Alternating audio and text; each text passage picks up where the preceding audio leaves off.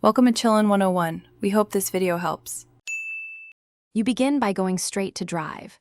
Google, calm and opening trash because most recoveries happen there. Once in trash, sort by deletion date to find recent items quickly. Use the search box to filter by file name or type.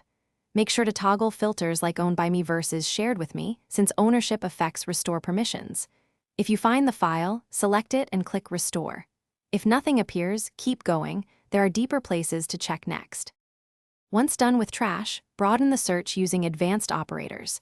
Filter by file type, by owner, and by date range. Put exact phrases in quotes to narrow results. Next, check related services, Google Photos, and Gmail attachments because the file may live there. For shared drives, inspect the trash inside that drive. If you're on Workspace and the file is missing, ask your admin to look in the admin console or Google Vault. Admins can often restore files you cannot access yourself. You finish by restoring the file from trash or, if it's in a shared drive, asking the file owner to restore it.